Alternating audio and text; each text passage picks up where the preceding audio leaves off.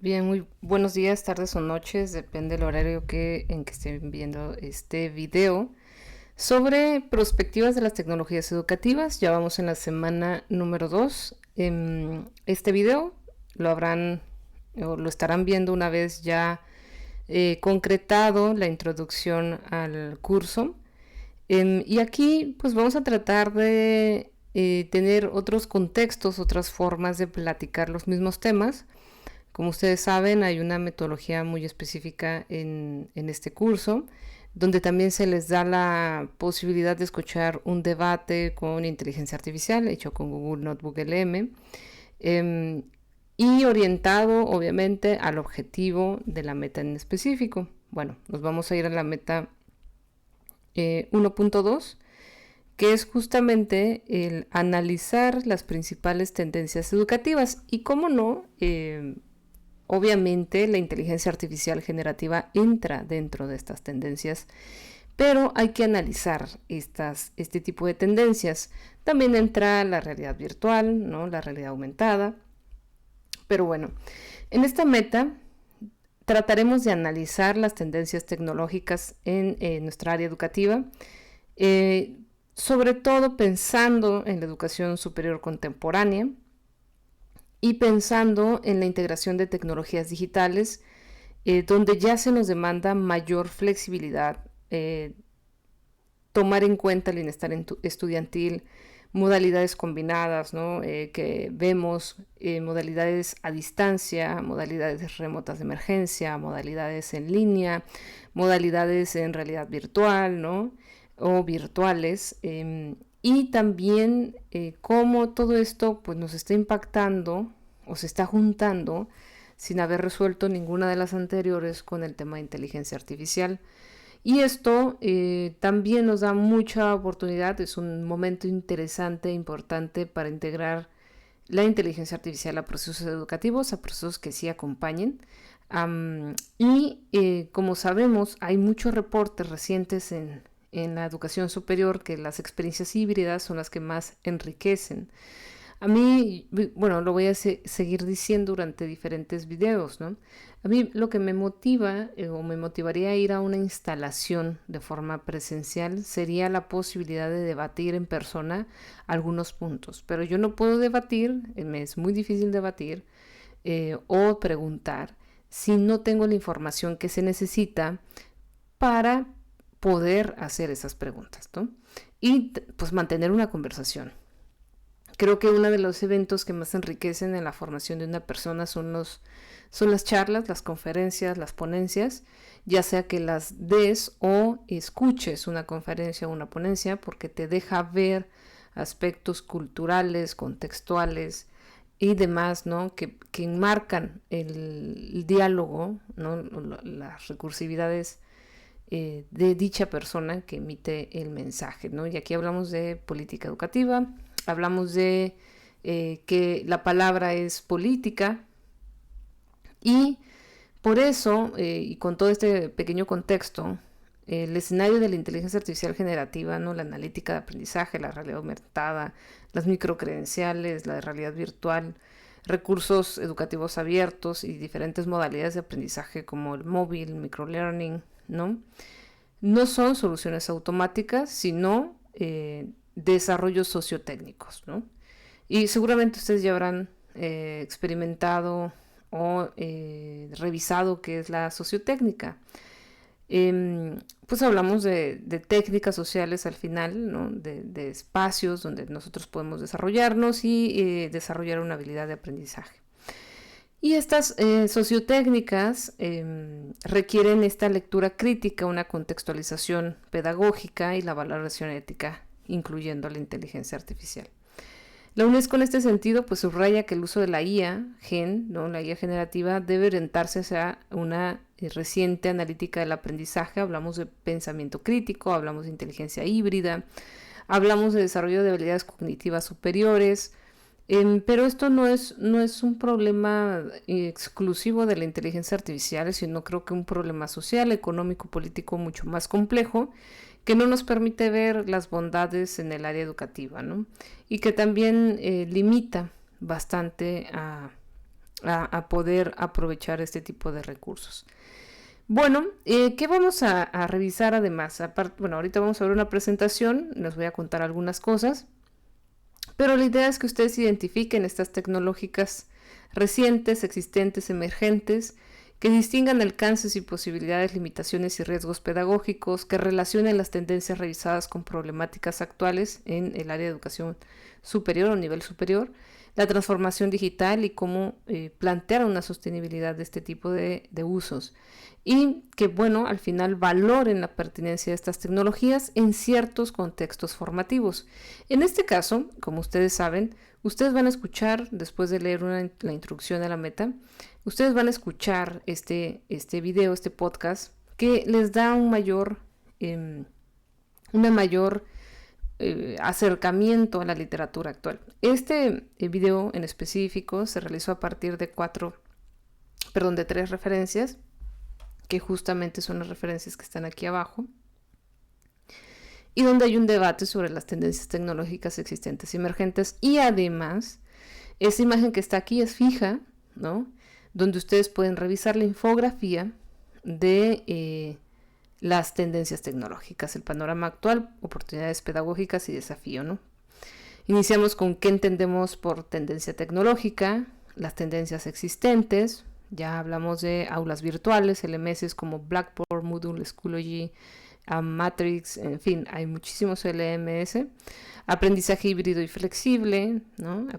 Que bueno, nos referimos a diferentes formatos de aprendizaje móvil, recursos educativos abiertos, son las llamadas RAE, videoconferencias, ¿no? Y colaboración en línea, que también hablaríamos un poco en las aulas de LMS como educación en línea, no precisamente completamente virtual. Digo, yo a veces me peleo un poco con estos términos. Y microlearning o microlearning, ¿no? Estos pequeños cursitos que nos hacen aprender, que incluso se puede hablar de microlearning de un video de Instagram, TikTok, ¿no? De cualquier tipo de videos. Y bueno, hay muchos desafíos como la gran brecha digital, la desigualdad de acceso, ¿no? El uso instrumental y sentido pedagógico, temas de privacidad de datos, sesgos de algoritmos, sobrecarga docente, y una creciente duda de autoría en torno a la inteligencia artificial. ¿Qué es lo que está emergiendo últimamente? Bueno, hay muchas cosas que están sucediendo, no todas se van a quedar porque hay un pico de tendencias y todos esos picos al final bajan, se terminan, ¿no? Uno de ellos es la IA generativa para el apoyo del aprendizaje y la docencia, que va a seguir un tiempo hasta que puedan superar la inteligencia artificial generativa como tal. Luego está la analítica de aprendizaje y dashboards específicamente, que lo piden muchos colegios, instituciones, es decir, que muestren el progreso a partir de datos.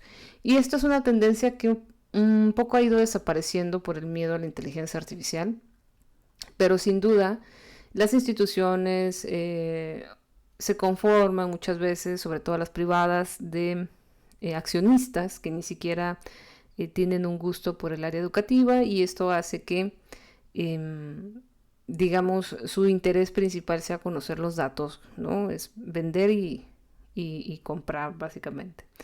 Y eso hace que pues sí, sigan requiriendo este tipo de dashboards, que yo no diría que se deben de eliminar. Yo creo que son muy útiles. Hacer un buen seguimiento de un LMS es sumamente rico, pero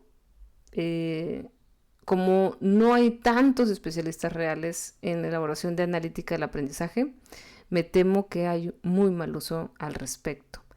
Luego hablamos de microcredenciales y badges digitales, que es lo relacionado con blockchain, ¿no? Con este sistema, con esta tecnología. Y pues parecido a los NFTs, que eran estas credenciales para obras artísticas y digitales, y que bueno, hoy en día ya hay temas de certificados que ya tienen o están integrados en el blockchain, ¿no? Y bueno, igual podremos aclarar un poco qué es blockchain, pero el blockchain es una cadena, básicamente una cadena de datos, donde diferentes computadoras pueden tener el mismo dato. Eso se utiliza también en bancos. Y si un usuario, por ejemplo, intenta cambiar el dato que está dentro, imaginemos que tengo, no sé, 1,000 pesos, pero yo entro a mi base y le pongo 10,000 pesos, ¿no? O 100,000 o 1,000,000 o los que quiera, los ceros que quiera. Y el sistema va a corroborar en todos los sistemas, esa es la cadena blockchain, y hay una llave, ¿no? Si ese número concuerda. Entonces comprueba con todas las computadoras si ese número concuerda y si no, pues estás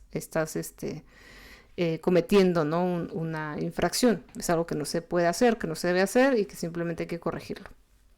Entonces esa es la cadena blockchain, que es muy interesante para protección de datos. Digo, a resumidas cuentas, es la cadena blockchain, pero es muy interesante en el área de aprendizajes, de batch, de certificaciones, porque ya no habría problema con temas de cédulas profesionales y cada curso que se realice pues representaría ciertos pasos, cierta cantidad de pasos para completar un nivel de licenciatura. Eso podría ser un futuro muy interesante donde puedas estudiar diferentes cursos y al final te gradúas tanto en ingeniería en sistemas como en una licenciatura en sociología, ¿no? O en administración de empresas, porque completaste ciertos módulos que son similares o bueno, cursos que son similares y se va agregando a tu certificación, a tu carrera de vida, y eso ya sería un sistema bastante interesante, complejo, pero podría ser funcional para una modalidad nueva de aprendizaje. Por otro lado, hay también temas de realidad aumentada, realidad virtual todavía. Mark Zuckerberg, como sabemos, con Facebook, ha seguido en estas tendencias de realidad virtual y aumentada, pero a la fecha ha sido complejo también la aceptación en el área educativa, ¿no? De este tipo de recursos. Y también hay diseños de experiencias personalizadas, donde podemos utilizar diversos recursos o herramientas digitales. Y todo esto pues es muy rápido, por lo que no hemos solucionado algunas cosas, vuelvo a repetir, cuando ya estamos tratando de solucionar el tema de inteligencia artificial. ¿Cuáles son las claves de la adopción crítica de este tipo de sistemas, ¿no? Tendencias emergentes? Pues las necesidades formativas reales. Es decir, ¿para qué lo vamos a usar? ¿Cuál es el fin en sí mismo de este tipo de herramientas, ¿no? Pero bueno, ustedes escucharán más este podcast y tendrán otras opiniones. Bueno, acá hay dos partes en esta meta. Primero es una revisión general de fuentes, de organización, de incluir, digamos, un análisis organizado conceptual. Y la segunda parte es un mapa conceptual y argumentado. Primero son citar, referenciar, etc. Y luego ya integrar un mapa conceptual, una infografía comparativa, ya sea con Word o Google Documentos o bien con Canva o Genially, cualquiera de estas dos. Y realizar la meta 1.2 de la actividad de EducaPlay y tomar un screenshot y todo enviarlo con esta plantilla donde ustedes van a seguir los pasos básicamente para completar la actividad. Recuerden ir revisando, ¿no? Unos y otros pasos para completar su plantilla y listo. Ese sería su meta. Ahora sí, vámonos un poco a la presentación. Esta presentación no me salió tan bien como quería. Fue una presentación diseñada con inteligencia artificial, específicamente con ChatGPT Sol en alto, si no mal recuerdo, es decir, con el nivel alto. Pero en general cumple con lo solicitado, ¿no? Pero no con las imágenes que me gustaría. Igual es una forma también de probar ciertos modelos y creo que es interesante que también conozcan las posibilidades actuales de la inteligencia artificial, ¿no?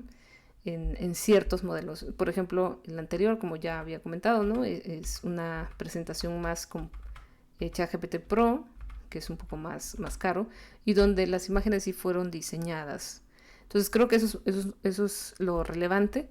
Y lo otro es que pues, no tomamos nada que no esté referenciado, o sea, todo son a partir de los documentos de la meta. Entonces es una forma de complementar esta meta en cuestión de información. Bien, ¿cuáles son las tendencias educativas, tendencias tecnológicas en educación superior? Lo primero que debemos pensar es en definiciones otra vez de innovación, ¿no? La innovación puede ser algo simplemente que se modifica de algo ya existente.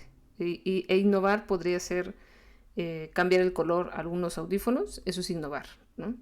Pero hacer contenido nuevo requiere mucho más creatividad, requiere otro tipo de habilidades.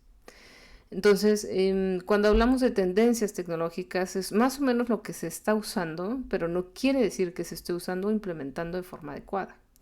Y de ahí partimos, ¿no? Para hablar de esta sostenibilidad de los riesgos, de la pertinencia pedagógica, ¿no?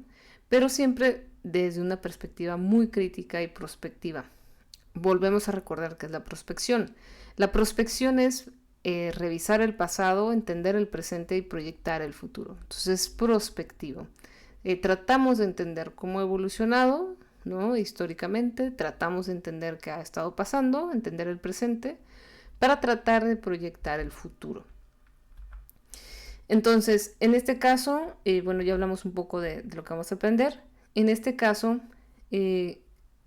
tenemos que hacernos la pregunta, ¿no? ¿Qué problema resuelve para quién, con qué evidencia y bajo qué condiciones? Bien, creo que esto es una pregunta sumamente interesante. ¿Qué problema resuelve? ¿Para quién lo resuelve? ¿Con qué evidencia lo va a resolver? ¿Y bajo qué condiciones se resuelve ese problema? Entonces, para ello podemos hablar de preguntas por cada etapa, ¿no? Primero, ¿qué necesidad educativa concreta va a atender ese elemento, esa herramienta? ¿Qué sabemos de su eficacia y para qué resultados? Es decir, ¿qué sabemos de la eficacia de la inteligencia artificial? No por nada nos hemos volcado en investigación a revisar qué es lo que se ha ido modificando en cuanto a los usos o no de la inteligencia artificial y si resulta efectivo o no para el aprendizaje. Entonces es importante que nosotros, al entender el problema, ¿no?, vamos a comparar con otros estudios. Y hoy en día con inteligencia artificial lo podemos hacer más sencillo. Pero si vemos que el problema es atender a alumnos con TDAH, entonces vamos a investigar cuáles fueron las estrategias didácticas que ayudaron a estos estudiantes con TDAH y que mejora su eficiencia, ¿no? En ese caso, que mejora también, por ejemplo, la retención de contenido o la retención de ciertas actividades, ¿no? Porque cuando una persona es hiperactiva es un poco más difícil cambiarlo de lugar. Ahora, si bien yo quisiera aplicar ante un problema realidad virtual aumentada, pero resulta que estoy en una escuela pública, pues es obvio que esta pregunta me puede detener. Es decir, ¿qué infraestructura, qué capacidades y cuál es la cultura en esa institución, en esa escuela? ¿Por qué?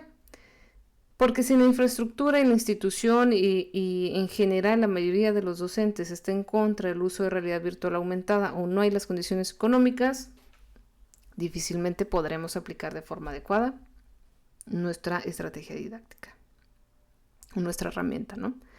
Y en ese sentido, ¿qué efectos no deseados puede producir? Eso también lo tenemos que tomar en cuenta, que son las consecuencias de todo trato de solución, porque a veces resulta que terminamos haciendo otros problemas que no contemplamos, ¿no? Y creo que eso es sumamente relevante. Es como cuando tratamos de implementar otra vez en escuelas públicas realidad virtual aumentada o inteligencia artificial, pero no hay internet, no hay recursos, se los dejamos de tarea, pero pues no hay en casa, algunos sí, algunos no, y empieza a producir X tipo de consecuencia, ¿no? Ahora, me pareció importante estar citando algunos filósofos ya para esta sesión, ¿no? Porque hay que ir reflexionando sobre el pasado, hacia el presente, pero sobre todo de el propio pensamiento. ¿Cuál es el fin en sí mismo del conocimiento? ¿Para qué deseamos saber? ¿Por qué deberíamos desear saber? Dice, todos los hombres, ¿no?, que aquí no existíamos algunas mujeres, ¿no? Pero todos los hombres o todas las personas tienen naturalmente el deseo de saber. Y esto es una formulación interesante porque sí, posiblemente todos tengamos el deseo de saber, pero por alguna razón a veces no hay un deseo de saber otras cosas, como que hubiera un tope, ¿no? Del conocimiento en sí mismo, como si hubiera un tope de curiosidad. Y eso lo causa la propia sociedad, que causa la cultura, ¿no? Y que se va replicando y empezamos a tener problemas. La crisis que tenemos actualmente, como ya hemos revisado, no se debe exclusivamente al ingreso de la inteligencia artificial, sino a múltiples variables culturales, sociales, económicas que no hemos sabido solucionar. Bueno, esto es una frase de Aristóteles que tal vez no tomo en cuenta, que si bien todos necesitamos saber, ¿no? Por alguna razón, en algún momento pareciera que dejamos ese deseo de saber. No todos, pero pareciera así que hay algún punto. ¿Cuál es ese punto? ¿Qué punto creen que es? ¿Cuándo se acaba esa necesidad? Si tomamos en cuenta también que nosotros eh, terminamos de pensar o de querer saber cuando estamos abrumados, cuando esto no nos va a servir para sobrevivir, o cuando vivimos en un mundo tan complejo, en una sociedad tan compleja, donde lo que requiero antes del conocimiento, porque pareciera que el conocimiento como la creatividad es parte de una eh, de un privilegio, ¿no? Y bueno, creo que estas pausas son buenas, ¿no? Ahora, en Educase en 2025, por ejemplo, nos dicen que el contexto ya cambió. Ya ahorita hay experiencias híbridas más flexibles, como la que ustedes tienen en el doctorado, es muy claro, donde la inteligencia artificial generativa, la preparación laboral, la accesibilidad y bienestar entre los ejes de la experiencia estudiantil, pues ya está cambiando, ya se está conformando por todos estos elementos conceptuales, ¿no? Que es la flexibilidad, el presencial más digital, que es la parte híbrida, o la inteligencia híbrida, que ahorita está de moda con la parte de inteligencia artificial generativa, ¿no? Ya habíamos hablado de aprendizaje híbrido, pero ahora hablamos de inteligencia híbrida, porque algunas cosas las vamos a recordar a partir de chat, ¿no? También de empleabilidad, que esto suma para la preparación para el trabajo. Cada vez más empresas se suman a formar MOOCs, a formar procesos de capacitación, porque también recordemos que las empresas pues les ayudan, ¿no? Económicamente de trabajar, capacitar y es parte de ciertas normas, ¿no? De ciertas norms. Entonces es importante el tema de capacitación o de acreditación de instituciones, etcétera. Y hablamos también de bienestar, ¿no? El tema de accesibilidad y salud mental es muy importante, relevante. Si bien podemos acceder desde en línea, pues también nos referimos a que el exceso del uso de tecnologías y mal empleadas pues nos puede llevar a otros tipos de vicios. Entonces las tendencias tecnológicas sí deben leerse junto con estos cambios en expectativas, ¿no? El soporte institucional y las condiciones de aprendizaje que existen, porque ya no son las mismas. Por otro lado, hemos ido mencionando este mapa de tendencias como la IA generativa, la analítica del aprendizaje, ¿no? La realidad virtual aumentada, las microcredenciales, los recursos educativos abiertos o educación abierta, el aprendizaje móvil como celular o poder acceder desde cualquier dispositivo. Que bueno, ahí habría que hacer una pausa porque hablamos de B-Learning, M-Learning, ¿no? Aprendizaje móvil es M-Learning, pero B-Learning, hablaríamos del aprendizaje específicamente por celular, ¿no? Y también tenemos microlearning, unidades breves, capacitaciones pequeñas. Incluso están las capacitaciones de Slim, si mal no recuerdo, que es esta Fundación Carlos Slim, donde hay este tipo de cursos, unos más cortos, otros más largos, de educación en línea, donde ya hacen este tipo de usos de microlearning, ¿no? Como pruébate. Este tipo de plataformas lo puede utilizar cualquier empresa como persona. Entonces creo que también es interesante ese tipo de usos. Ahora, en analítica de aprendizaje, pues hablamos de dashboards, ¿no? Hablamos de dashboards como estos, ¿no? Esto es un ejemplo muy burdo, pero hablamos de dashboards, o sea, analíticas de cuál es el promedio general, cuál es el promedio por grupo, si hay un sesgo entre hombres y mujeres, en qué podemos ayudar a las mujeres o a los hombres para dejar de que persistan estos sesgos dentro del área educativa. Por ejemplo, es muy interesante en los exámenes de ingreso a la educación superior cuando hay un sesgo de género, ¿no? Y ahí podemos revisar cada uno de los ítems para saber con análisis diferencial si ese ítem tiene sesgo o no y si se deja o se quita del examen. Hubo un caso, por ejemplo, de un ítem que me tocó revisar sobre una pregunta en matemáticas acerca de las millas.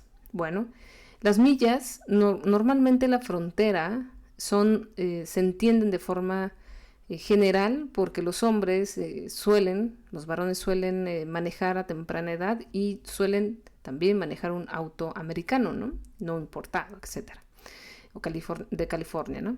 Y en el caso de las mujeres, pues también hay unos límites culturales y de género en cuanto a poder manejar un auto, ¿no? Y en fin, o hay menos interés en prestar atención a ese tipo de detalles, en convertir millas a kilómetros, por ejemplo, y por eso es más común o normal que los hombres tengan mayor facilidad de contestar ese tipo de ítems. Entonces es muy interesante también ese tipo de análisis, de hallazgos que se podrán encontrar dentro de un ecosistema como Blackboard, por ejemplo, ¿no? Es decir, en qué se equivocan, incluso hay análisis de eye tracking, ¿no? De seguimiento de ojos, donde podemos saber qué es lo que observa más un estudiante al momento de entrar a la actividad, si realmente lee o si se va directo a los videos o sea, todas estas cosas se pueden revisar y podemos hacer otro tipo de experimentos, ¿no? Entonces creo que eso es muy, muy relevante para este tipo de análisis cuando hablamos de análisis de datos, ¿no? Es decir, hacia dónde volteamos a ver. Y esto nos lleva a análisis de comunicación del área educativa, a los intereses de las personas, etc. Entonces, temas muy, muy interesantes.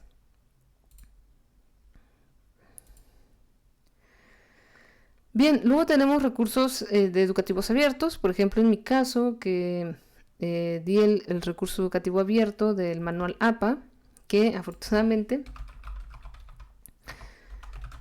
lo publicaron en Cielo, en el blog de Cielo, y la verdad es que estoy muy agradecida por eso. Estos se vuelven recursos educativos abiertos, justamente, que se propagan y que hay una posibilidad de divulgación, ¿no? Donde todos podemos aprender. Entonces, cuando ustedes tengan la oportunidad de hacer recursos abiertos para ayudar a la comunidad educativa, que se puede conectar, que tiene esa posibilidad, creo que es muy, muy, muy bienvenido. Entonces, es muy relevante esa parte. Ahora, hay una frase interesante, ¿no? Una vida sin examen no merece ser vivida. Y bueno, podremos hablar mucho de estas cosas. Es decir, las pruebas, las pérdidas son necesarias. El entender que no siempre nos va a ir bien, que a veces nos vamos a equivocar y que a veces la vida no es justa o las situaciones no se vuelven justas, es importante para todos.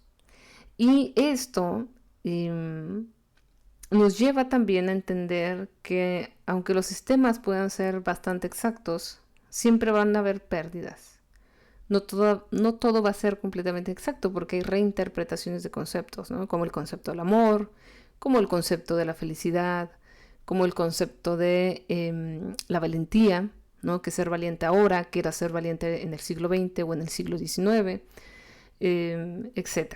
¿No? ¿Qué significa el amor hace 10 años? Hace 10 años estábamos en la deconstrucción, muy derridianos todos, el tratar de ser personas que nos preguntemos, que nos cuestionemos, pero de repente avanzamos a otro, o fuimos, ¿no? hacia otro lado, donde está volviendo la simplicidad de la vida y una tendencia a regresar a la naturaleza, como lo fue en las literaturas naturalistas a inicios del siglo XX. Entonces creo que eso llama la atención en torno a las sociedades, ¿no? Y la inteligencia artificial generativa, en este sentido, debe pasar del uso a la gobernanza, ¿no? En este caso, la UNESCO propone un enfoque centrado en el ser humano, que sea ético, que sea seguro, que sea equitativo y pedagógicamente significativo como cualquier herramienta, en ese caso. Sin embargo, la inteligencia artificial generativa puede ser más que una herramienta y por eso la parte de valores, la ética, se vuelve cada vez más relevante. Entonces, la inteligencia artificial nos puede apoyar en crear ideas, ¿no? Orientarnos, explicarnos, nos puede apoyar en la revisión de escritura, de redacción, de cohesión, coherencia, plausibilidad, en programación, en diseño de materiales y actividades, en retroalimentar, en simular, en fin, ¿no? Sin embargo, hay diversos riesgos, sobre todo si no conocemos de temas de datos, como la privacidad. También hay muchos sesgos porque recordemos que se basa en probabilidades estadísticas y la probabilidad se va directo justamente a la mayoría, ¿no? La probabilidad es eso, dentro de una campana, ¿no? ¿Quién se encuentra entre el cuartil 2 y el cuartil 3, básicamente? Entonces nos lanza la opción más repetida, no la que sea verdad o factible. Y hay una posible dependencia de la inteligencia artificial a partir de estos usos y esto no permite que sea claro. Hay opacidad, hay muchos errores y por ende hay una falsa confianza. Es decir, no todo lo que se ve es confiable, pero da la ilusión de que es confiable, porque parece plausible, parece real, parece que dice la verdad. Entonces, hay 3 preguntas interesantes. ¿Qué parte del proceso debe seguir siendo humano dentro de todo lo que hacemos, ¿no? ¿Cómo se verifica la calidad? Y eso no hay más que en la supervisión del jueceo. ¿Qué evidencia de aprendizaje vamos a conservar también? ¿Qué es lo que nos hace saber que sabemos? ¿Cómo ustedes saben que saben? Me parece que eso se da a través de la repetición, a través de la pregunta, a través de las pláticas, a través de la escritura, sobre todo de la lectura y la escritura, ¿no? De las charlas, de la recomendación, ¿no? De siempre caminar y platicar, siempre ayuda a oxigenar y desarrollar mejores ideas. Y esto lo dice Miao y Holmes, autores de este texto de la UNESCO sobre la inteligencia artificial generativa, ¿no? Sobre cómo hacer buenos usos, que bueno, ya se volvió un básico de la citación de la inteligencia artificial, porque la UNESCO pues, ha lanzado diversos documentos de este tipo.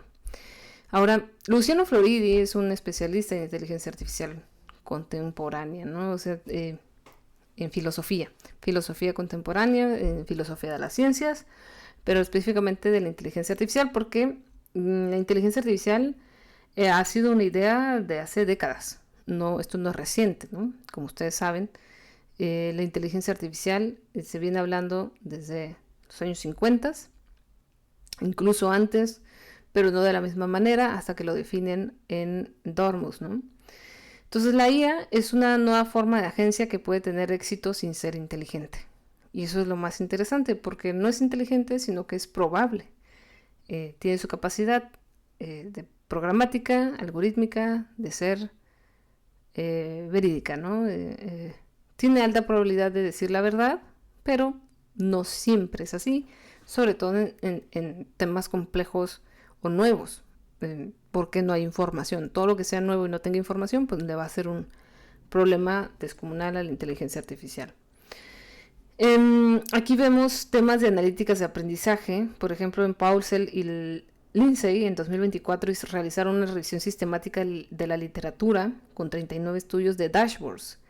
Y justamente lo que se dieron cuenta es que la mayoría de los dashboards, si alguno de ustedes quiere emprender en la realización de este tipo de dashboards o aplicaciones, fue que los datos eran descriptivos, es decir, cuántos hombres, cuántas mujeres, qué calificaciones, son meramente descriptivos, pero no predictivos, no exploratorios, no se van a las profundidades, sino nada más que son datos superficiales, ¿no? Datos básicos, pero que si no se profundizan no dicen mucho. Por eso hablamos de datos diagnósticos, datos predictivos o datos prescriptivos. En este sentido, más datos no equivale automáticamente a mejores decisiones, o sea, eso es definitivo. El valor aparece cuando los indicadores, la retroalimentación y las acciones van a estar conectados con una teoría del aprendizaje y con metas que sean muy comprensibles para el estudiante. Entonces creo que eso es fundamental. De hecho, uno de los dashboards a los que no recurren es a la retroalimentación, justamente, al feedback, ¿no? ¿Por qué? Porque eso es meterse muy de lleno y retroalimentar es muy específico, va dirigido hacia el estudiante y eso hace que se pierda tiempo y sea demasiado específico para un director, por ejemplo, o un propietario de colegio o un director de institución o el presidente, la presidenta de la República, ¿no? Es diferente los niveles de interpretación de los datos, no van a entenderlos de la misma manera. Lo que quieren saber autoridades específicas, no hablamos de un gobernador, de secretaria de Educación Pública, es saber la eficiencia terminal, es entender qué se puede hacer para mejorar en ciertas áreas donde hay bajas calificaciones, como matemáticas, como escritura y como lectura, ¿no? ¿Qué se puede hacer al respecto? ¿Cuál es la probabilidad, por ejemplo, que eso sea un problema en un futuro, ¿no? Y si la solución que le vas a dar también predice un mejor alcance, una mejora real. Y si lo pudieras comprobar, que eso es un poco difícil, pero si lo pudieras comprobar con un análisis predictivo muy bien hecho, muy robusto, posiblemente no te crean y siga el proyecto. Pero si no, es muy difícil que se dé. Entonces, esta revisión sistemática es muy interesante. A lo mejor alguno de ustedes lo puede citar en su trabajo terminal, ¿no? Asan y otros en 2023 realizaron otra revisión sistemática con un total de 56 artículos donde revisaron el tema de microcredenciales como innovación de ecosistemas, ¿no? Es decir, es la implementación de la conexión entre tecnología, estudiantes, el currículo, la calidad, la industria y políticas. ¿Por qué? Porque no solo es emitir una insignia, un badge, ¿no? Sino que es entender que para lograr una credencial, pues hay que pasar toda una serie de procesos. Lo interesante es que tiene mucho potencial porque justamente es flexible, ¿no? Hay una actualización de competencias y la trayectoria es modular. Entonces vas ganando badge, que eso está muy de moda con Coursera, no sé si se acuerdan o han revisado Coursera, donde pues es posible ir avanzando poco a poco y ganar estas insignias y entonces estás certificado por Microsoft, por Google, por la UNAM o por Harvard, ¿no? Entonces ya hay un potencial distinto. Y eso dentro de LinkedIn, por ejemplo, se valora mucho. Hay una valoración social en general. Sin embargo, hay demasiada fragmentación curricular y eso hace que sea una actualización, que este tipo de badge, que este tipo de microcredenciales, ¿no? Sean solo para aprender pues algo muy pequeño, ¿no? Una habilidad muy pequeña. Y pues no te lo garantiza el 100%. Por ende, la adopción siempre va a depender de la preparación de las instituciones, qué tipo de tecnología tienen aplicada, el tema de logística y de reconocimiento externo. En este sentido, la tecnología, ¿no? Tiene que tener su plataforma, datos, ¿no? Las credenciales digitales activadas y las microcredenciales dependen o se pueden dar solo con diseño, con evaluación y motivando al estudiante, ¿no? Haciendo que participe.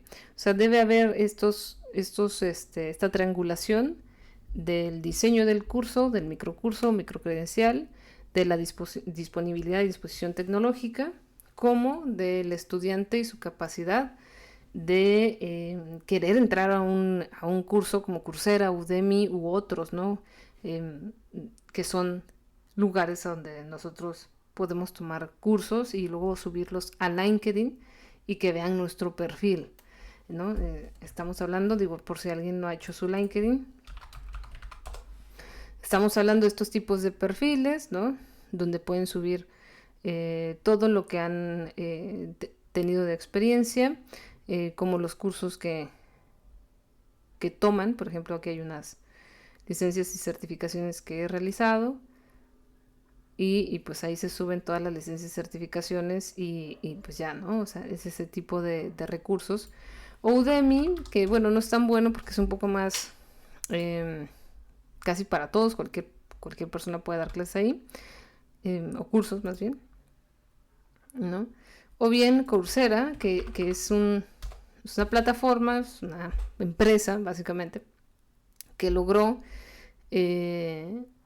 tener estas asociaciones con diferentes universidades, como la Universidad de Buenos Aires, la Universidad de los Andes, como Stanford, como Harvard, como la UNAM, que hacen cursos y los suben aquí y te certifican y te sirve para tu LinkedIn. Pero si tú ese certificado te lo quieres llevar para la universidad o para otras áreas de investigación, como que no son tan válidas. Últimamente ya, sobre todo en esta universidad, pero sigue quedando como afuera en algunas universidades la validez de Coursera, y esto es muy muy reciente que los están aceptando. Entonces, también es interesante esa postura. Entonces, las tendencias más fuertes son estas 4. Y obviamente la que viene es inteligencia artificial, porque estamos hablando de una revisión hacia el 2023, y donde apenas iba impulsándose la inteligencia artificial y las formas de estudiar e investigar la inteligencia artificial, ¿no? O sea, hablamos de realidad virtual, realidad aumentada, recursos abiertos educativos, B-Learning, M-Learning, etcétera, y microlearning, ¿no? Ahora, Karl Popper decía, nuestro conocimiento solo puede ser finito. O sea, siempre la memoria nos juega unas trastadas, un tema, un problema, porque por eso hay finitud en el conocimiento también. No podemos estudiar todo, entender absolutamente todo, y nuestra ignorancia es infinita, ¿no? Al conocimiento también hay un límite, ¿no? Pero nuestra ignorancia es infinita, porque el conocimiento se construye a través de los límites de la humanidad. Espero darme a entender. Es decir, todo lo que hemos sumado en el transcurso de lo que entendemos hasta hoy es un límite. Eso es el todo. Pero hay cosas que de ese todo que hemos conseguido no sabemos. Por ejemplo, la existencia de la vida después de la muerte o no, o de fantasmas, o qué son, o si son otro tipo de vidas, no sabemos, ¿no? Ese tipo de situaciones, sino que no se pueden reconocer como fantasmas. Eso es lo que sí sabemos. O, por ejemplo, procesos del cuerpo femenino, que es lo que menos se ha estudiado, ¿no? Entonces hay una finitud en ese tipo de conocimiento, y nuestra ignorancia es todo lo que no se ha logrado conocer. Por eso hablamos de un infinito de la ignorancia y un finito del conocimiento. Y seguramente siempre va a haber algo más que ignoremos, ¿no? Es impresionante la cantidad de cosas que nos faltan por saber, porque conocemos cosas de este planeta, pero nos faltan el océano, ¿no? Y nuestro propio sistema, y luego otras galaxias. En este sentido, la UNESCO en 2020, en la educación para el desarrollo sostenible, como hoja de ruta, hablaba de políticas, entornos, educadores, la participación de los jóvenes, ¿no? Estudiantil, y también el contexto, que es algo que también trae a colación a la nueva escuela mexicana, ¿no? Que va muy relacionado, este tema de construir a través de lo que está alrededor.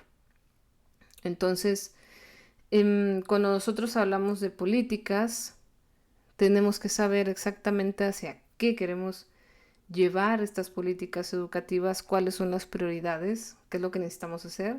Definitivamente necesitamos una pausa de la inteligencia artificial para saber cómo aplicarla de manera nacional, cuáles son los límites o no. Sin embargo, no es el fin el dejar de usarla o decir que es mala. y ya. Porque estamos haciendo un discurso político muy pobre, por un lado, y muy limitante, por otro, y también estamos amarrándonos, sujetándonos a una idea que posiblemente luego no podamos desamarrar porque ya las personas, los docentes, los estudiantes, no van a creer en la inteligencia artificial y eso es bastante peligroso. Porque quienes utilizan la inteligencia artificial en la medicina, en la biología, en otros lados, saben la potencia de la inteligencia artificial en sí misma. No hablo de la generativa, ¿no? Sino de solo la IA, aparte de la generativa. Y si hay personas que nunca llegan a ser investigadores, pues nunca sabrán todo lo que se podría hacer y las ideas que se están perdiendo. Entonces creo que eso también es importante. Debemos entonces estar completamente seguros de que el propósito introducido en la máquina es el propósito que realmente deseamos. Esto va para los que programan este tipo de inteligencias, ¿no? ¿Qué es lo que estamos construyendo? Y justo esto es Norbert Wiener en 1960. O sea, imagínense que esto sigue vigente. Lo que introducimos en los sistemas, si hablamos de programación básica, hablamos de cómo está desarrollada la interfaz de una computadora y cómo también muchas mujeres han estado interviniendo en la visibilidad, en la estética de las máquinas, de lo digital, para poder ser más entendible la comunicación humano-máquina. Es súper interesante eso también. Pero entonces necesitamos abrir estos ingredientes, ampliar estos ingredientes que hoy en día pareciera que no están presentes en el desarrollo de, ¿no? Entonces, tenemos que tener 6 lentes para una lectura crítica. La pedagogía, ¿no? Que es la alineación, resultados, actividades, evaluación. La evidencia, la calidad y transferibilidad de la investigación disponible. La inclusión, que habla de acceso, accesibilidad, diversidad lingüística y cultural. La ética, sobre privacidad, sesgos, transparencia, agencia y responsabilidad. La sostenibilidad, que son recursos, mantenimientos, capacidades y efectos de largo plazo. Y la viabilidad, que son los costos. ¿Cuánto nos va a salir? ¿Se puede mantener? ¿Es sostenible? ¿No es sostenible? ¿Cuál es la infraestructura, la formación y la gobernanza? Que es algo que parece que con la inteligencia artificial no se preguntaron. Porque efectivamente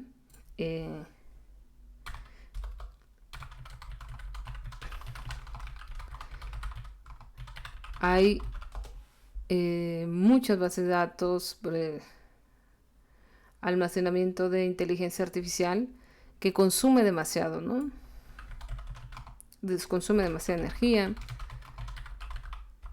para responder una pregunta, ¿no? Entonces estamos hablando de estos colosos de la inteligencia artificial.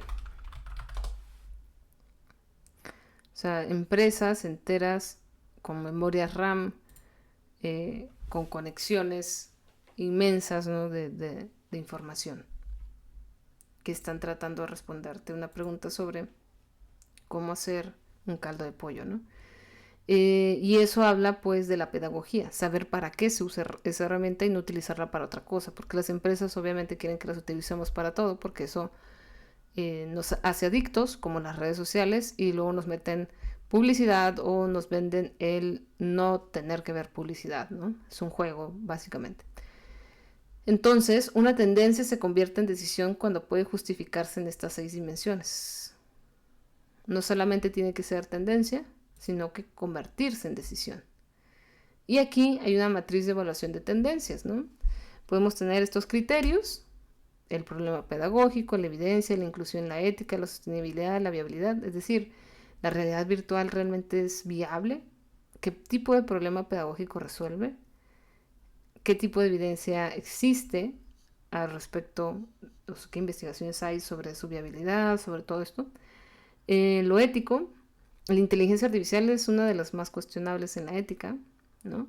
Y también en la sostenibilidad. Viabilidad fue viable, pero en la sostenibilidad no tanto. Está interesante esta rúbrica. Entonces, ¿qué problema estamos definiendo realmente, no? ¿Qué datos son necesarios? ¿Quién controla esos datos? ¿Qué intervención pedagógica acompaña en estas predicciones? ¿Quién puede quedar excluido de todo este ecosistema? ¿Y cómo sabremos si esta inversión aporta un valor real? Entonces, ya tenemos la actividad de la meta. Y pues nada, nos vemos en otro video y espero que les haya servido este tipo de información. Nos vemos.